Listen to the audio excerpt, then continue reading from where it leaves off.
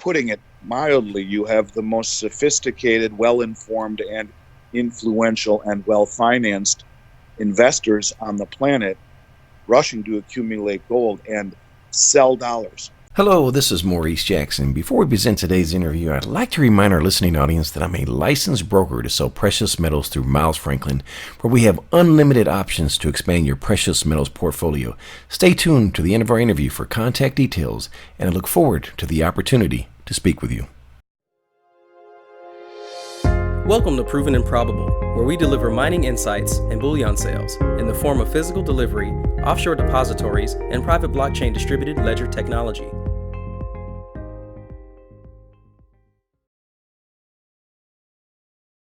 Welcome to Proven and Probable. I'm your host, Maurice Jackson.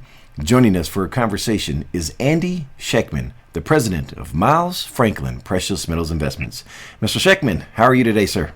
I'm great, Maurice. How are you? For audience members, today we will address Basel III, the state of U.S. markets, and the Fed's new bailout program, and how you may benefit financially.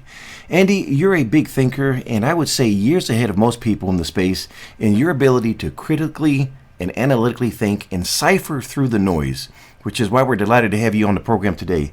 I want to begin our discussion at the 30,000 foot level and have you share with us the implications of Basel III. Andy, what is Basel III, and why should precious metals investors be aware of this decision-making body? Well, first of all, Maurice, you're too kind to say that. I appreciate that very much. As far as Basel III is concerned, I think it's the most game-changing watershed event of my career, and I don't say that lightly whatsoever.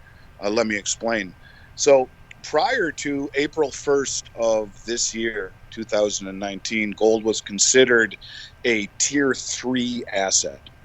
What that would mean would be that a country that would own it on their balance sheet would only be able to declare 50% of its value on the balance sheet, thereby denigrating the ability to transact international business and, probably more importantly, sell bonds. Basel is the canton or state in Switzerland, and where the Bank of International Settlements is located. Every single year, the Bank of International Settlements, otherwise known as the central banker's central bank, have a meeting, and they invite all of the central bank representatives to Basel to discuss what's happening and what's going to happen going forward. I believe, Maurice, in 2017, as the central banks take care of themselves, I believe they decided that in 2019, gold would be reclassified as a Tier 1 asset from a Tier 3 asset. You see, a Tier 3 asset would provide virtually no incentive to own it if you're a country like any of the countries in Europe, the pigs, Portugal, Ireland, Greece, Spain, with less than pristine balance sheet, for 4 reasons. Number one, costs money to store. Number two, since 2011, gold and silver have moved sideways and down. Number three, there's no interest paid. And number four, most importantly, was the denigration of the balance sheet and how it would inhibit the ability to transact international business and write loans. And so I believe that in 2017, when they met, they said things are going to change and we're going to reclassify gold as a Tier 1 asset in 2019. I say that to you because in 2018, the central banks bought more gold than at any time in the previous 55 years. In 2019, so far, the numbers reflect an 80% increase of central bank acquisition over 2018.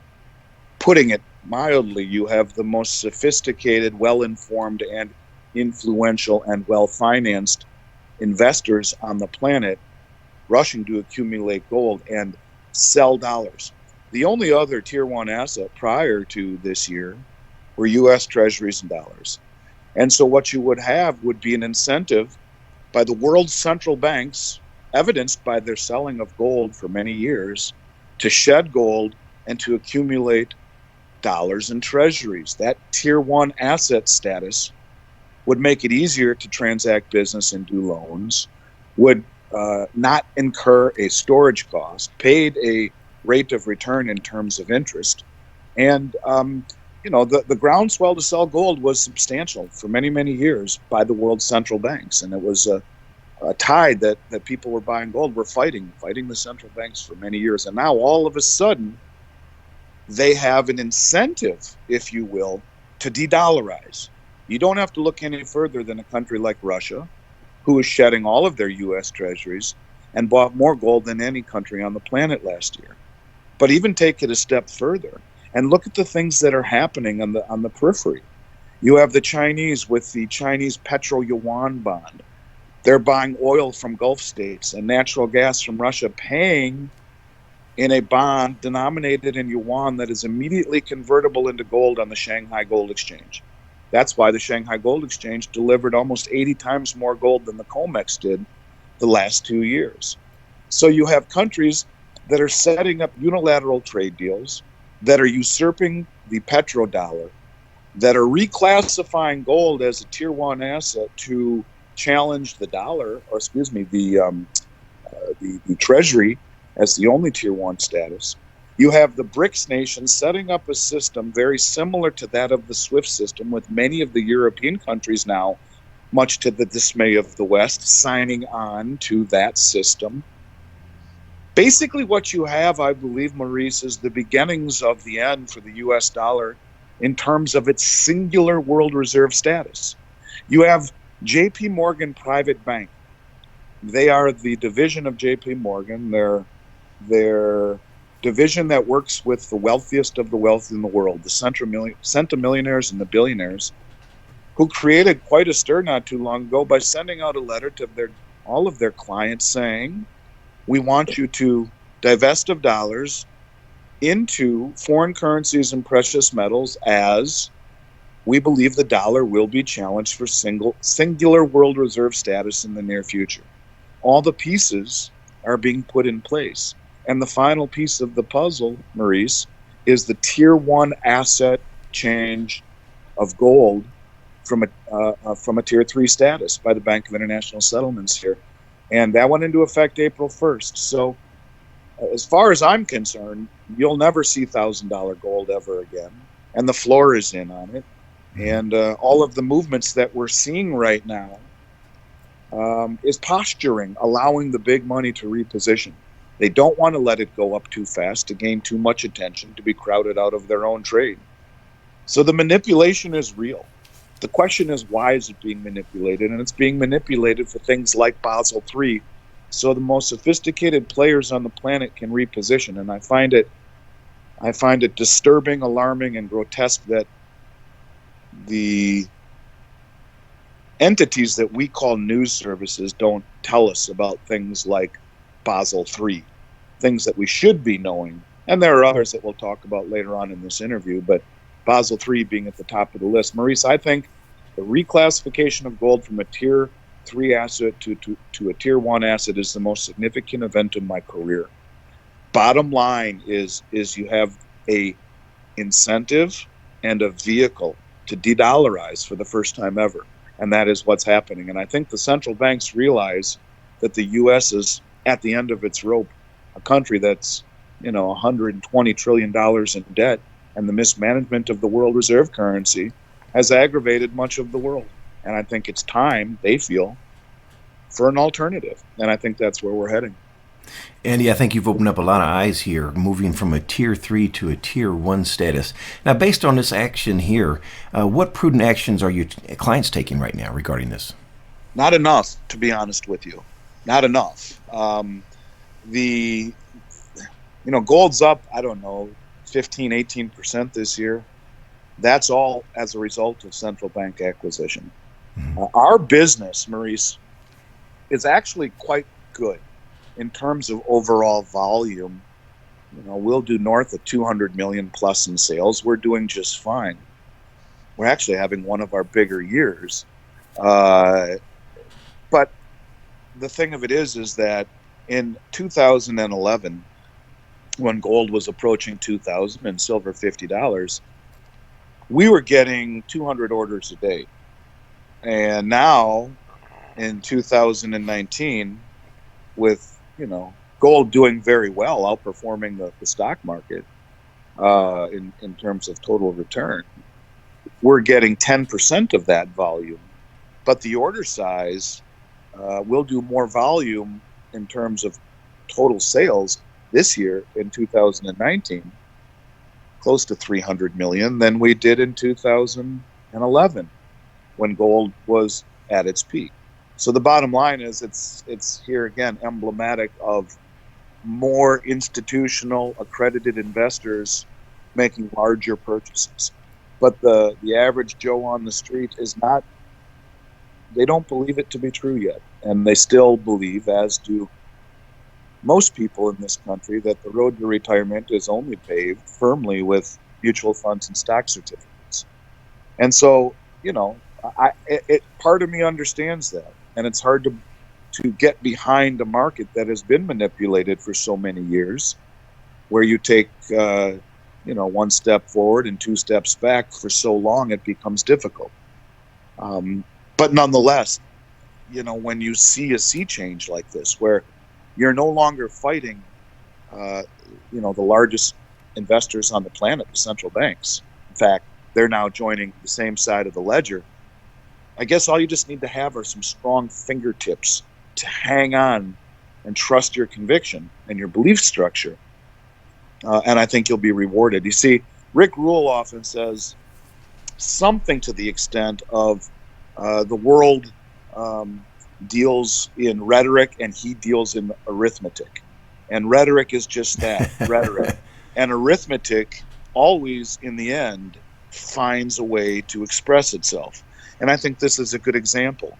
The rhetoric that we see is of normalcy. Everything's okay, look the other way. But in the background, it's anything but that. We'll talk a little bit about that, what's going on here. But the central bank repositioning is a good example of that. And the fact that no one talks about it in the media is exemplary, I think, of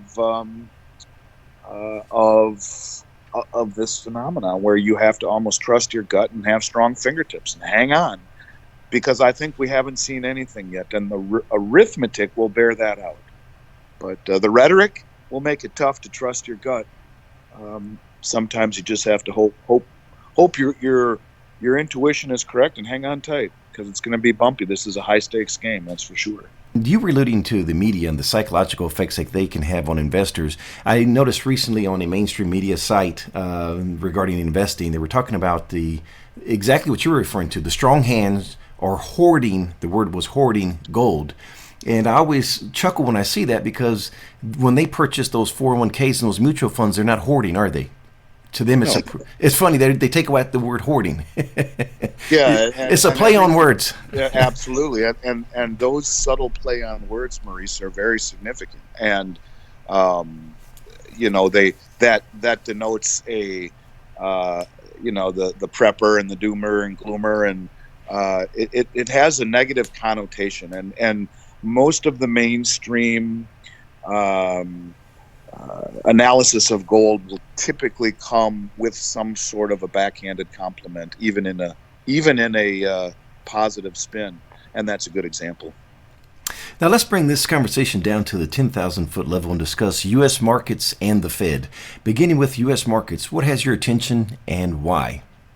Yeah, I find it to be, this may be more alarming than anything we'll talk about. Maybe the most alarming thing I've ever heard, actually, as it pertains to the U.S. market. So every single year, the U.S. Treasury publishes a report on the status of the dollar in the markets. This year they published one, and they said some things that I find to be very, very alarming. And here again, I want you to think about what we just talked about with the media. And I want you to think about what we talk about. I want you to think when we're talking about this, about the Democratic candidates who have been debating and talking about their platforms. And I want you to think about these two things deeply as I discuss what the United States has put in print and admitted in February. Okay? So the Treasury publishes a report, and they say, we have $22 trillion in debt. We all know that, and that's growing exponentially by the day. And they say we have a shortfall in Social Security of $53 trillion, and in 2034, it'll be all but insolvent. So let's just stop for a moment.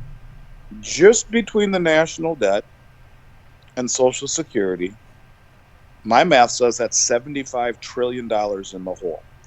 Now, I want you to think also not only about the media's lack of attention, the candidates' lack of interest. I also want you to think about the central banks taking care of themselves and repositioning before the crowd. Mm-hmm. And I want you to think about the fact that every media station, television, radio, magazine, newspaper, everything in the United States is owned by 4 companies, and the information that they disseminate is purposeful. But think about the central banks repositioning ahead of the crowd as we talk about this. So the U.S. government says, okay, just between those two things, we're $75 trillion in the hole. Now, Maurice, 1 trillion seconds ago was 31,680 years ago. So when we talk about how big these problems are, the fact that it's not front page center news, 75 trillion in the hole just between national debt and Social Security to be insolvent in 2034, headline. The fact that the Democratic candidates talk more about going after the rich, or global warming or Trump, than about things that will completely destabilize the United States and destroy the lives of our children and grandchildren is beyond me. But it gets worse. So they said, and when we take into account things like Medicare and Medicaid and government and military pensions, our unfunded liabilities exceed $100 trillion. This is the government's own admission. Mm-hmm. The government says we're $100 trillion plus in the hole, but they say, wait, we have assets. Oh, that's great. They say we have $3.8 trillion in assets against north of $100 trillion in liabilities. Do you know what the largest singular asset is in the United States, Maurice, according to the U.S. government? Now, not knowing that report, I'm going to say it's either bonds or gold. Neither, actually. Oh. And this is where it gets, to me, incredibly alarming. Number 3 is land, 500 billion plus, things like national parks and bridges. Number 2, military, north of $1 trillion, helicopters, military bases, aircraft carriers, bullets, and the like. The number 1 largest singular asset of the United States, the land of the free, the world reserve currency, home of the brave, center of all markets, is student debt of $1.8 trillion. 5 years ago or so, they passed a law that if you have student debt and you die, your children inherit it. If you have student debt and you file bankruptcy, they'll attach your Social Security payments. You cannot get out of it. It is considered a receivable by the U.S. government. And so the largest asset of this country is student debt. And you have half of the Democratic Party trying to lobby to absolve it. So the bottom line is, when we talk about Basel III, and we see the most sophisticated countries on the planet, or banks or investors on the planet, they know what's going on, and they see that, okay, so this country that we have given the privilege of being world reserve has north of $100 trillion in liabilities against a backdrop of virtually nothing in assets. They don't make anything anymore except debt. And it's time for a change. So we need to reclassify gold as a tier 1 asset so we all have a life raft before the USS dollar sinks. And I think the fact that this is not front and center news is absolutely deplorable. And so, what has my eye? That has my eye. The fact that we're broke and we continue to print money and it's growing at an unabated fashion, And the rest of the world is looking for alternatives, Maurice. And the worst thing that we can do is ask ourselves how much gold and silver we should own.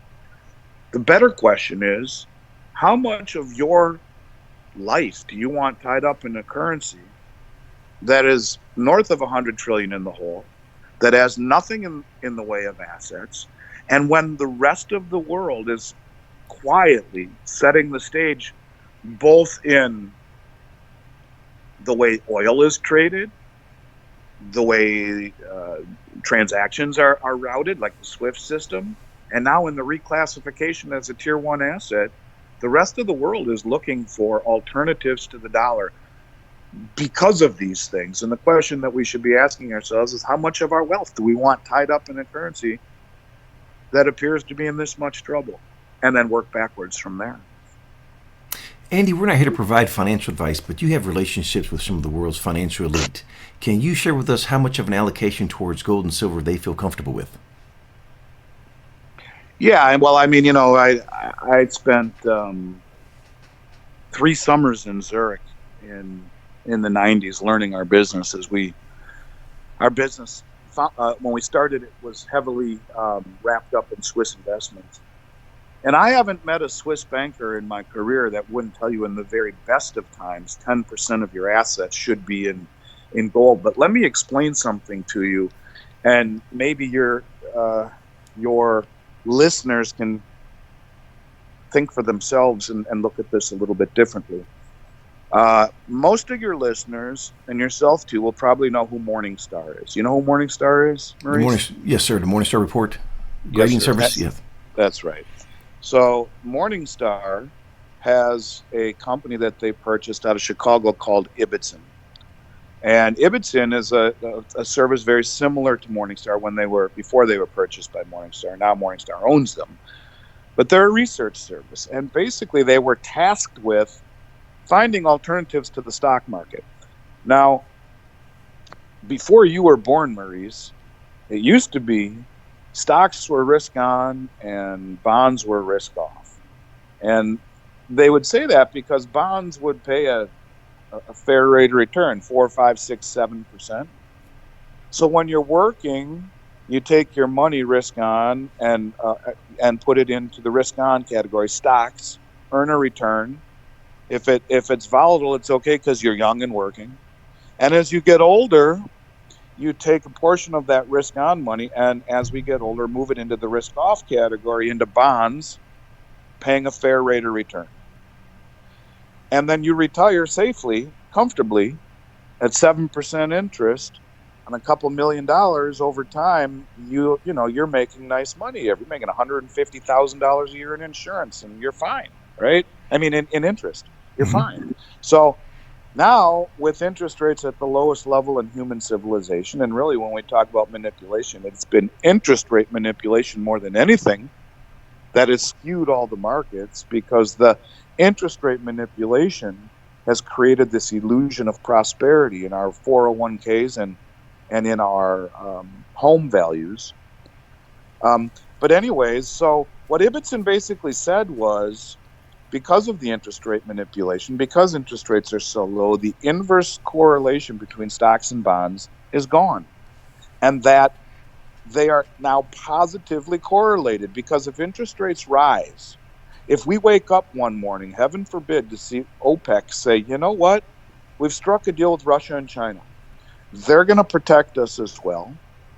We're going to offer up oil in yuan, in ruble, and euro. Overnight, Maurice, the dollar would implode. People would be dumping dollars so fast. All of these countries that are forced to buy oil in dollars would be dumped, and that don't want, like the U.S., would dump dollars so fast it'd make your head spin, and interest rates would shoot up quickly as inflation was bearing down on the U.S.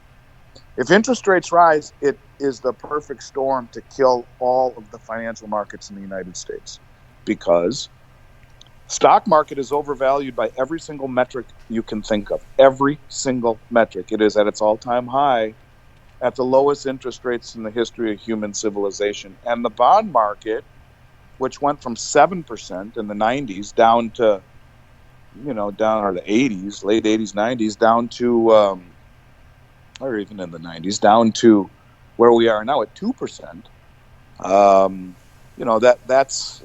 That's an enormous bull run, one of the biggest ever. For 25 years, this has been running, a bull running unabated. And now with 17, 18 trillion in negative yielding interest rate bonds across the globe, and the US paying 2% on a 10-year, when money creation and inflation is running north of 4%, we're basically negative too.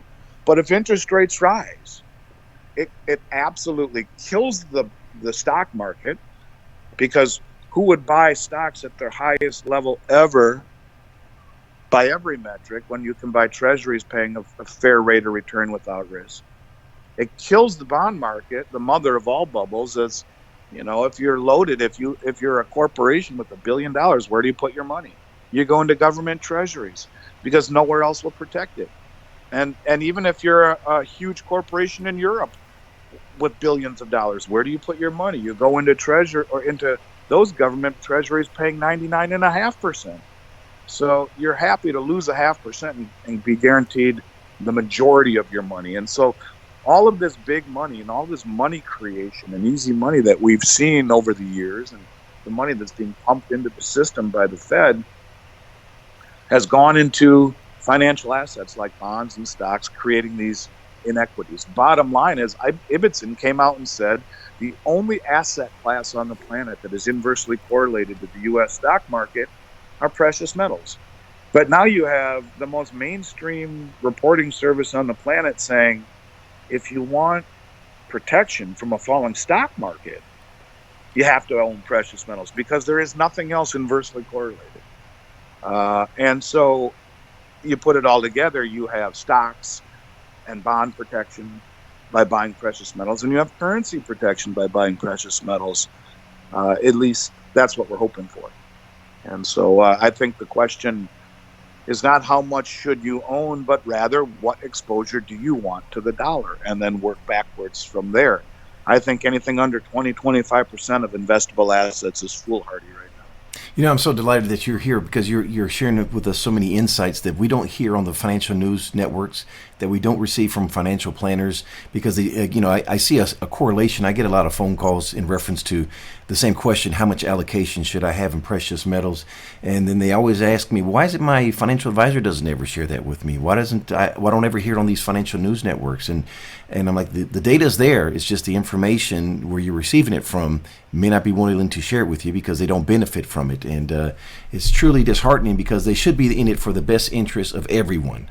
Well, think about it, Maurice. When I started in this industry in 1989, there were stockbrokers, and in a brokerage house there may have been 2 or 3 financial advisors, the guys that had been there for 30 years. But everyone else was a broker making 1% of your trade. You spend $1 million buying a stock, they make 10 grand. And so that's the way that it used to work, until the internet came along and rendered brokers obsolete. Now trades are free. And so everyone's an advisor, which is a Series 25, I believe, which allows you to, it's a test on ethics. It's the easiest test I ever passed. I used to be a financial advisor. It's a joke. So you have to be a high school graduate and pass a GED and pass a Series 7, which allows you to be a stockbroker. That's a tough test. But to be a financial advisor, it's 100 questions on ethics. It's the easiest question ever, or test ever. Excuse me. And now, passing that one test, you're quote unquote an advisor. And so many financial advisors learn more and more about less and less till they know everything about nothing. And they are the ones who perpetuate the fact that there's only one way to retire, and that's mutual funds and stock certificates. And if the difference between an advisor and a stockbroker is, a broker made money per trade, an advisor makes money by keeping money under management. And so if you pull money out of management to buy gold from Maurice, that's that much less that they're making a VIG off of. So you're taking food off your plate every time you pull money out from management. Therefore, human nature would dictate that most of the advisors, unless they're independently wealthy through a successful career, would find every alternative to recommending what's best for the client. They call that OPM, other people's money. It's a lot easier to make a proclamation about someone else's money than it is about your own, because when it's your own, you're emotionally attached. When it's someone else's, you don't have the same vested interests. And so I think you need to use your gut. But the bottom line is that 25% of investable assets minimum, to me, is a minimum that you would want to do. And quite frankly, if I told you what I really believed, I'd probably lose credibility. But suffice it to say, I think 25% is a good starting point right now, because times are not normal, and the big money is proving that by their movements. Now, for audience members, yes, we're biased. We want you to purchase precious metals by all means. But you notice the difference here is the allocation was 25% max, whereas what we were referring to was 100% allocation towards bonds and mutual funds in your 401k. That's not being balanced at all. And so I just want to make sure we're clear on that. And you were referencing rates here. The Federal Reserve was much discussed topic on the news yesterday as they announced their decision not to increase rates. But you believe the elephant in the room really is the Fed's participation in overnight repos, which is another form of bailout. What can you share with us? Yeah, well, it's insidious. Here again, our media doing a bang-up job of telling us what's really going on. And it's just disgusting to me that people consider themselves well-informed by reading their local newspaper or the USA Today or scouring the mainstream investment sites. And yet anyone you talk to has no idea what Basel III is, has no idea that we're this much indebted, has no idea that 1 trillion seconds ago was as long as it was, and no one knows about the open market operations that are going on and the repo programs, which I find to be tremendously frightening right now. The repo program. Now let me just kind of set the stage. In 2008, Federal Reserve went to Congress and asked for $700 billion to bail out the banks, all at once, when Bear Stearns and Lehman went belly up. Since September, the Federal Reserve, typically the banks would borrow from one another overnight. For whatever reason, they would borrow each other money, and they would do so through what's called a repo agreement. So I'm a bank and you're a bank, Maurice, and I happen to have IBM on my payroll, and it's $55-60 million obligation every 2 weeks or whatever, and maybe tonight I'm $10 million short. I'm just using this as an example on top of all of my other obligations. So I would then, through a third-party intermediary, pledge a certain amount of U.S. Treasuries, the Tier 1 asset, to you, and you would loan me the money overnight for 1% annualized rate. And I would then meet my obligations on payrolls. I would be made whole, and I would pay you back, and the treasuries then would be returned to my account. Simple. Well, in September, the repo rates went up as high as 10%. That's called backing away. What that basically means is that the other banks who trade with one another, they don't trust one another. Mm-hmm. They think that they're going to go out of business and not get their money back. Basically is what they're thinking. They're thinking that, and that perhaps the treasuries have been rehypothecated, pledged many times to other people. So the bottom line is that the banks stopped lending with one another, and interest rates started to spike on the overnight lending. And the Fed had to step in as the lender of last resort. Now here's where it gets frightening. Last night, I believe the number was $365 billion that the Fed injected into the system last night just to keep the banks alive. Every night going forward, over $365 billion. Big Square thinks the numbers are going to get as high as $700 or $800 billion. But they don't have to declare it on their balance sheets. The Fed don't have to, because it settles every day overnight. So the bottom line is the banks are so far undercapitalized and overextended that they need $365 billion per evening just to stay afloat.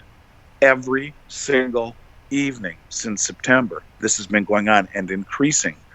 It was 40 billion, 50 billion, 100 billion, 200 billion. Now it's up to 360 and growing. And that way they don't have to go to Congress and ask for a bailout. They're doing it every single night. Every single night. They're pumping this money into the system just to keep the banks afloat.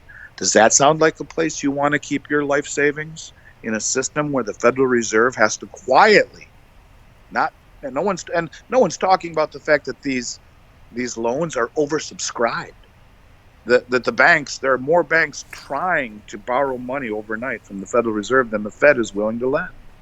They're not only oversubscribed, they're growing in size. On top of their open market operations, which are buying $60 billion a month in U.S. Treasuries, monetization, that's called, to try to buy the back end of the curve, to keep interest rates low, to inject liquidity into the system, which is only being put into bonds and stocks, further creating a bubble and a dislocation. The bottom line is that the Federal Reserve is pumping hundreds of billions of dollars into the banking system every night through these repo loans that don't have to be declared because of the way they're doing it, just to keep things afloat. To me, look at all of the things we've talked about, put them all together. You don't think that the most sophisticated, well-informed traders on the globe know this? And you don't think that's why they reclassified gold? You don't think that's why they're repositioning the way that they are? You don't think that's why the European or the Eastern Bloc nations have set up a system to usurp the petrodollar and to usurp the SWIFT system? The handwriting is on the wall, Maurice. And so when I see now the banking system with the huge derivative exposure, the contagion would spread across the globe. And I think, there are some people who believe that this is the final stage, if you will, of a knowing attempt to blow up the system. That we never intended. We reached a point somewhere where we never intended to pay back the debt. And we'll milk as much infrastructure as we can, cities and bridges and military and things, and out of the system and then default. Because it's getting to a point where it's either inflate or die being default. And they've chosen, obviously, the inflation path. But at some point, we may have no choice but just to default, as the rest of the world has not had alternatives to choose from. And it's changing now. This is the beginning of, I believe, the end of the dollar as a singular world reserve currency. And when you see the banks that all of us keep our money in for safety beginning to be on ice the way that they are, thin ice the way they are right now, needing $360 billion a night just to stay afloat, and the way that they're doing it in a nefarious fashion to keep it from being on their balance sheets and everyone to know what's going on. In other words, it's not QE if it has a different name. These are all very ominous dark clouds, Maurice, and I say this to you with 100% objectivity. I don't like what I see on the horizon as it pertains to the dollar and the future my children are going to grow up in. No, I know you're being objective, sir, because I wouldn't have you on the program if you weren't. And I think if anyone listening here today, if you just take a moment and look at the empirical evidence that's been proposed here, that we've discussed, then I want you to take that conversation now and look at the mainstream media, specifically the financial news, and see if they're discussing these items. Then also take a look, listen to the political debates and see if they're discussing these items. And then you'll find out why there's a difference between the 99% and the 1%. Mr. Schectman is conveying to you what the 1% do. If you're not there, maybe you can't do what they do in quantity, but you can definitely do what the 1% do in quality. And before we leave here, Andy, I want to ask you a question. Last week, it was announced that Metals.com was being sued by the state of Massachusetts. Do you have any comments? Yeah, I think they were sued by the state of Minnesota as well. I'm almost positive. This is a federally non-regulated industry, Maurice, and there are a lot of companies out there who have done a huge disservice to their client base, selling them overpriced crap, making them promises that would never happen. It's federally non-regulated, and it means that there's not an oversight out there to protect the consumer. Minnesota is the only state in the United States where we're located that regulates this federally non-regulated industry. We are licensed, we are bonded, we are background checked annually for this exact reason. And that's why almost every single precious metals company outside the state of Minnesota has boycotted the state, because they don't want to be subservient to the regulations that we have to be, namely licensing every year, bonding every year, background checks every year. This is the same scenario that we have seen over and over and over again for the last several years, Maurice, where precious metals companies are defrauding the consumer. I'm very proud of the fact, and I think you wouldn't associate with Miles Franklin if this wasn't true, that in 29, almost 30 years this February, we've never had a customer complaint, ever. We have an A+ rating with the Better Business Bureau without ever having a complaint. And when we talk about reasoning to buy from a company who may be a few cents cheaper across the board, these are reasons why you don't. Because, it wasn't too long ago that it was Tulving who defrauded almost $50 million from the public and then went to jail after that. It was Northwest Territorial Mint. They defrauded almost $35 million from the public and are in prison or are still fighting it out in court. And there was the one in Austin, Texas. I forgot the name of it now, but he stole $35 million. And these were always the three most underpriced companies on the internet. And bottom line is, Maurice, is that I think in life you pay what you get for, or you get what you pay for, rather.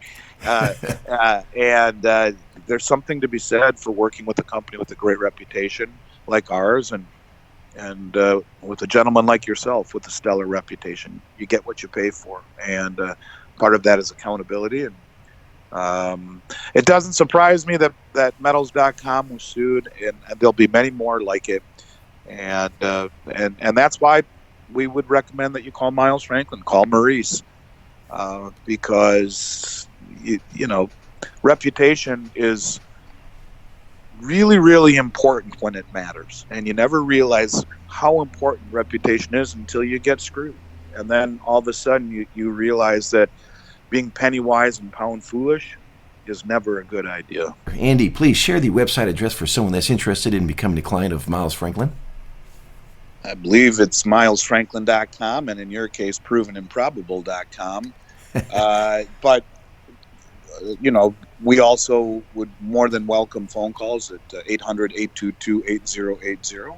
All of our brokers have, a long tenure and can speak to a wide range of topics, from politics to economics to geopolitical events to current events. And what we do pride ourselves on, Maurice, is accountability and accessibility.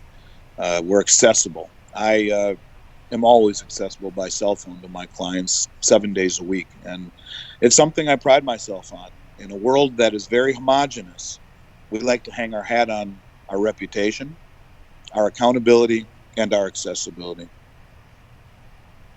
And as a reminder, I'm a proud licensed representative for Miles Franklin Precious Metals Investments, where we provide a number of options to expand your precious metals portfolio, from physical delivery, offshore depositories, precious metal IRAs, and private blockchain distributed ledger technology. Call me directly at 855-505-1900, or you may email Maurice@milesfranklin.com. Finally, we invite you to subscribe to ProvenAndProbable.com, where we provide mining insights and bullion sales.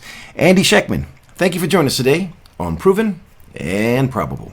Always a pleasure, Maurice. Look forward to seeing you again real soon. The information presented on Proven and Probable is provided for educational and informational purposes only, without any express or implied warranty of any kind, including warranties of accuracy, completeness, or fitness for any particular purpose. The information is not intended to be and does not constitute financial, investment, or trading advice, or any other advice. You should not make any financial, investment, or trading decision based on any of the information presented without first undertaking independent due diligence and consultation with a professional broker or competent financial advisor.